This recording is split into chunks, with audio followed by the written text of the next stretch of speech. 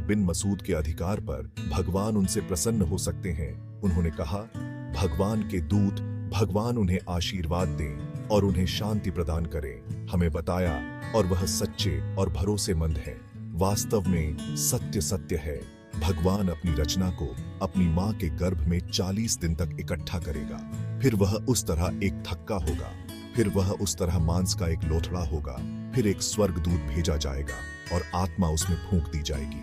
उसे 4 चीजें करने का आदेश दिया जाएगा: उसकी आजीविका, उसका जीवन काल, उसके कर्म और यह लिखना कि वह दुखी है या खुश है, ताकि उसके सिवा कोई ईश्वर न हो, कि तुम में से कोई एक स्वर्ग के लोगों का काम करे जब तक कि उसके बीच में आग न हो, फिर उसमें प्रवेश करे, और तुम में से एक को स्वर्ग के लोगों का काम करना होगा।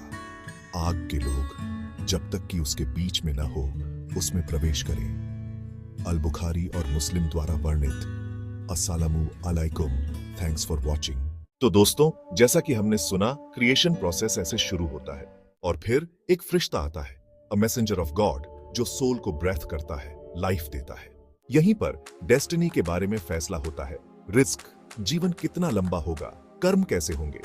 ऐसा कहा जाता है कि हमारे जीवन की घटनाएं हमारे भाग्य के ताने बाने में बुनी जाती हैं। हर धागा एक चुनाव, एक परिणाम और एक रास्ता दर्शाता है। हमारे अच्छे और बुरे दोनों तरह के कर्मों का संतुलन हमारे अस्तित्व की टेपेस्ट्री को आकार देता है। और जैसे जैसे हम फाइनल डेस्टिनेशन की तरफ बढ़ते हैं, हमारी लाइफ जर्नी का मीनिंग क्लियर होता है। यहीं पर डिसाइडेड होता है कि जन्नत मिलेगी या जहानम। यह एंड नहीं है, बल्कि रिफ्लेक्शन है उस लाइफ का जो हमने जी है।